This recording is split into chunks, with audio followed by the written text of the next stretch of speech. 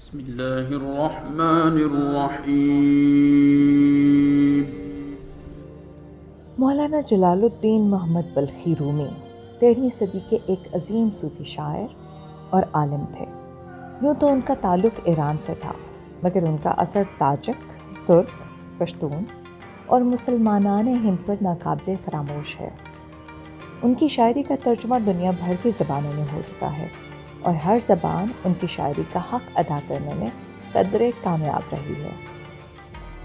اب جو کہانی میں آپ کو سنانے جا رہی ہوں، یہ بھی ان کی ایک ربائی کا ترجمہ ہے۔ رومی لکھتے ہیں کہ ایک بار وہ جنگل کی سیر کو نکلے۔ ذرا دیر پہلے بارش ہوئی تھی۔ پتا پتا، بوٹا بوٹا اللہ کی حمد و ثنا کر رہا تھا۔ ایسے میں رومی کو ایک موٹا، تازہ، نہایت نادر نسل کا تیتر دکھائی دیا، جو کسی شکاری کے لگائے جال میں پھنسا تھا اور آزاد ہونے کے لیے پر پھڑ پھڑا رہا تھا۔ رومی نے تیتر کو دیکھا تو ان کی رال ٹپک پڑی۔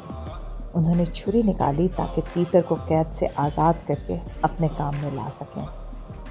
ایسے میں وہ یہ بھی سوچنے لگے کہ تیتر کو بھون کر کھایا جائے یا پکا کر۔ تیتر رومی کی للچائی نظروں سے تمام حال بھانپ گیا اور کہنے لگا، رومی، تو نے آج تک کئی من گوشت کھا لیا ہوگا، مگر اب بھی گوشت نظر آئے تو تیری دال ٹپک پڑتی ہے۔ تیرا پیٹ تو کبھی نہیں بھرے گا۔ ہاں، اگر تو مجھے آزاد کر دے تو میں تجھے 3 ایسی بیش بہا قیمتی راز کی باتیں بتاؤں گا جنہیں میں نے عرصہ دراز کی ریاضت کر کے سیکھا ہے۔ وہ باتیں جان کر یقیناً تیری زندگی خوش اور مطمئن گزرے گی۔ رومی نے کہا، موت کو سامنے پا کر کوئی بھی کچھ بھی دعویٰ کر سکتا ہے، پھر تیرا کیا بھروسہ؟ پرندے نے کہا، ٹھیک ہے، تو میں پہلی بات ابھی تجھے بتا دیتا ہوں۔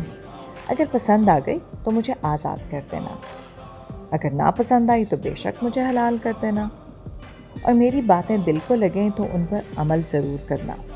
بے شک اگر تو ان مشوروں پر عمل کرے گا تو بڑا نام پائے گا۔ رومی نے کچھ سوچا، چھری واپس رکھی اور 2 قدم پیچھے ہو کر درخت سے ٹیک لگا دی۔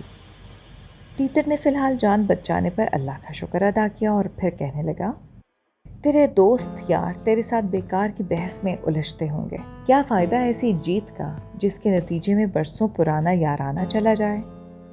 رومی گہری سوچ میں ڈوب گئے اور پھر فیصلہ کیا کہ تیتر ٹھیک ہی کہتا ہے۔ انہوں نے دوسرا مشورہ مانگا۔ تیتر نے کہا، دوسرا مشورہ میں آزاد ہونے کے بعد سامنے والے پیڑ کی ٹہنی پر بیٹھ کر دوں گا۔ چونکہ رومی کو تیتر کی ذہانت اور دیانت پر شبہ نہیں رہا تھا، اس لیے انہوں نے چھری نکالی اور تیتر کو آزاد کر دیا۔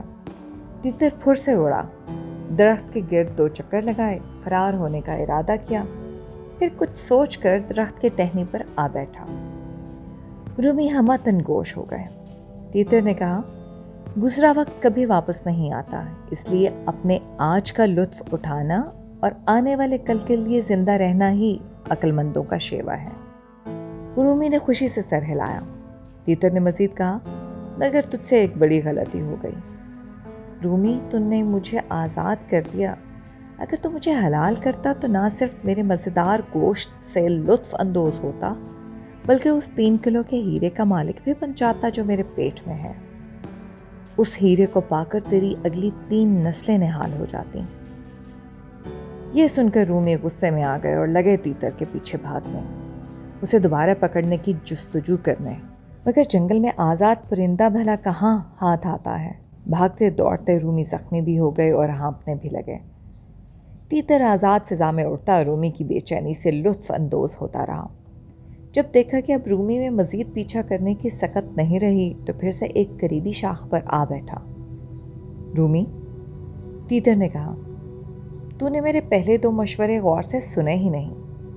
میرے پیٹ میں 3 کلو کا ہیرا کیسے ہو سکتا ہے جبکہ میرا اپنا وزن 2 کلو سے بھی کم ہوگا؟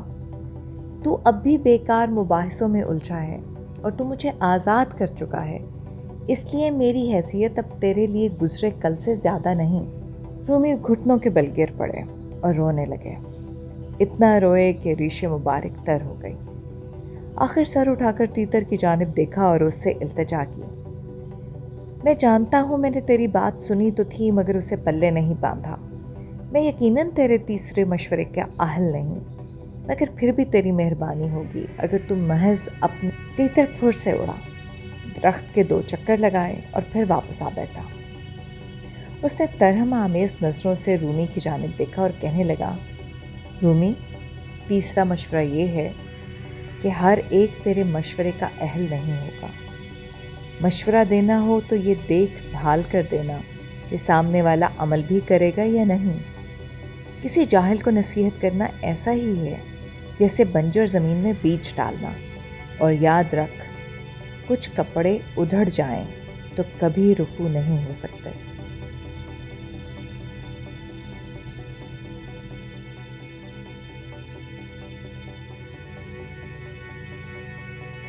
فبأي